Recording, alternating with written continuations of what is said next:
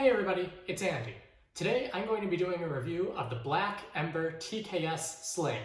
This is a Tech Kit Sling TKS by Black Ember that was initially released as Kickstarter earlier this year and is available on their website for a pre-order, estimating shipping in January. It features a lot of innovative design and high-tech materials, and the goal is that it can double as either a tech kit and or a sling, depending on your needs.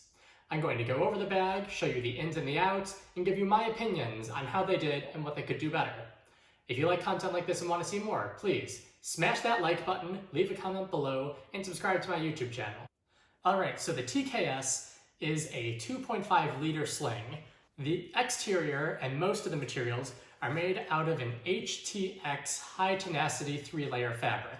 It looks and feels a lot like some of those tightly woven ballistic nylons that you see in a lot of bags right now, but it does have a very tight weave and it feels pretty smooth. They really advertise this as being a very waterproof-like material. It also has AquaGuard YKK zips throughout and a lot of custom Hypalon accents. So looking at the front right here, we have this big pocket right down the middle with Hypalon pull tabs on either side. Now the zippers are the YKK AquaGuards with the black anodized aluminum, and all of these pull tabs actually have little slots they can go in on the edge if you want to slide it in and get some extra security, so it's hard to zip that open just for someone casually unless they're able to weave it out through that hole.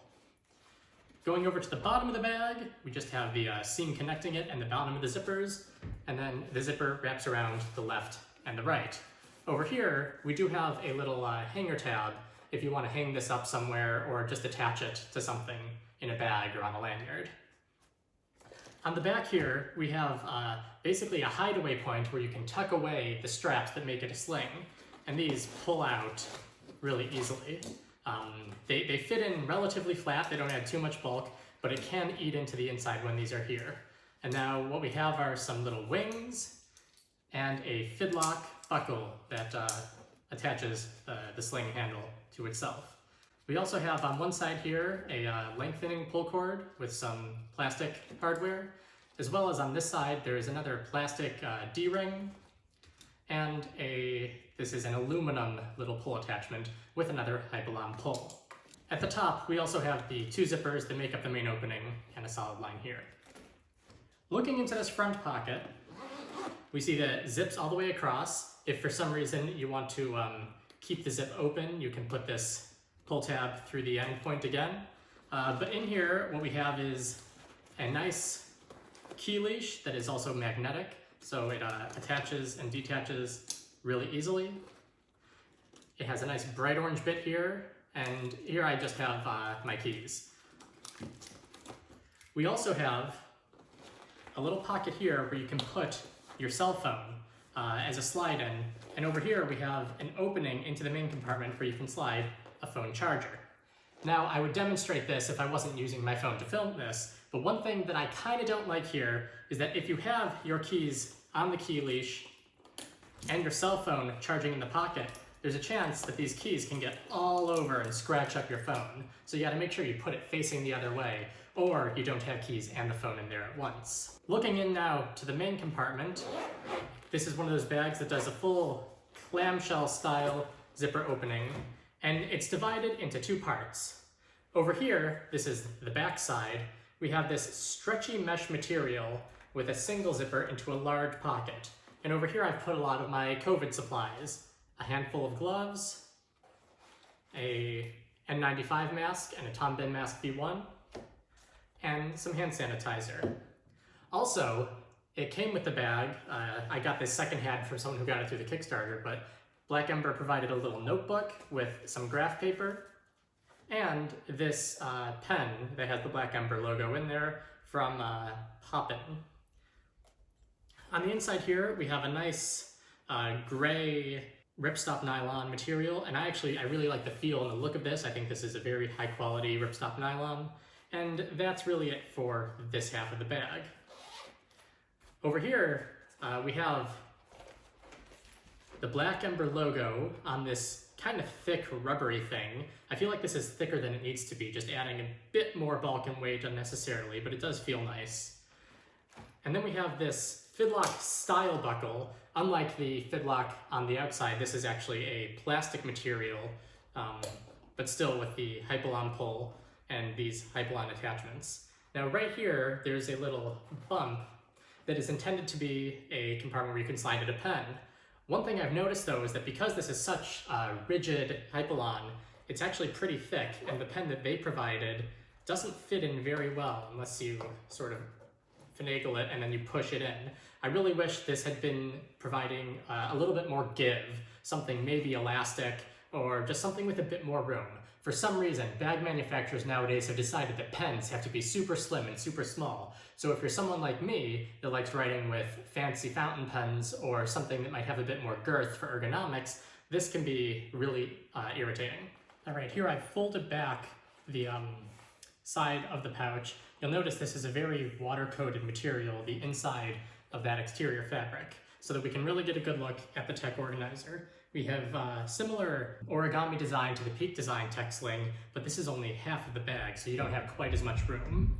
On the innermost side, we have these two thin slip pockets where I have a chapstick and a USB to USB-C cable.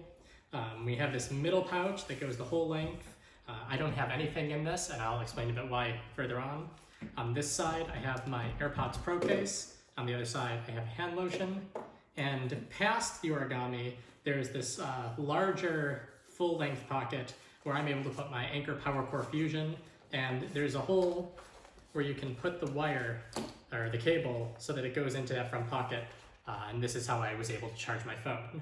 Now, one thing that I wish they had done a bit differently, you see this attachment point has the full halcyon here, and this is a very hard, not very hard, but at least a much stiffer fabric here. So if you do load up a lot of stuff centered in the bag, maybe you fill up that middle pocket, center your charger, just put a lot there, it can get hard to close this. And because this is so rigid, it doesn't necessarily reach. I find that there's this seam here. I basically have to get the seam over, and then I can force it to stay closed.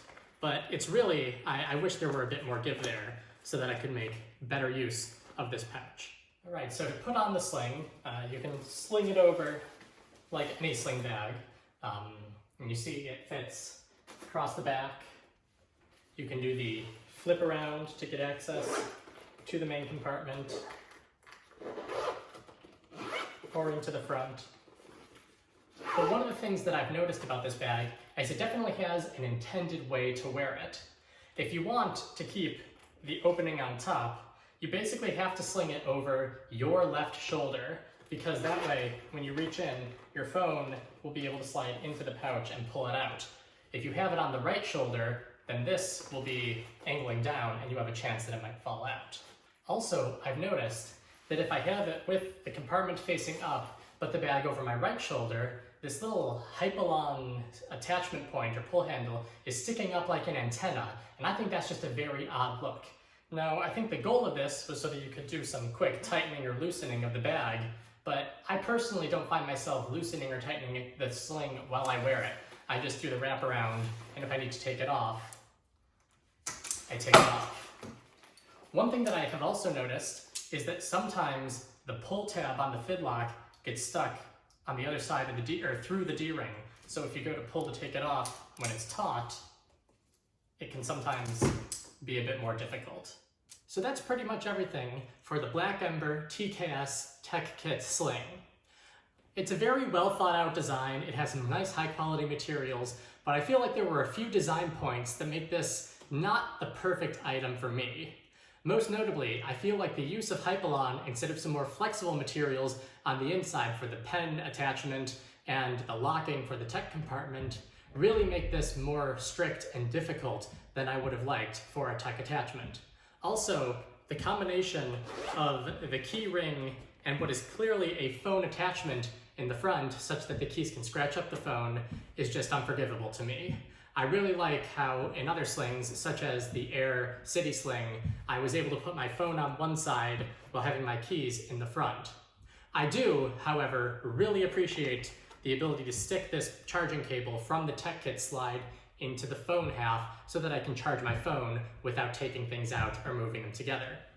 Right now, the TKS is available on the Black Ember website for $85 as a pre-order that ships in January. This is down about 20% from the $105 price point that they say the MSRP is set at. If you want a sling like this, I would say that it's a very good option. However, if you're somebody who wants thicker pens or a bit more flexibility in the tech kit side, you might want to look for a different option. Thank you very much for watching this video. Hopefully it was useful to you. If you like content like this and want to see more, please smash the like button, leave a comment below with your thoughts or opinions, and subscribe to my YouTube channel. It really helps. I'm trying to hit 500 subscribers by the end of the year, and if I can do that, then I will probably do an extra giveaway similar to what I did at 300. Thank you very much for watching, and have a good day.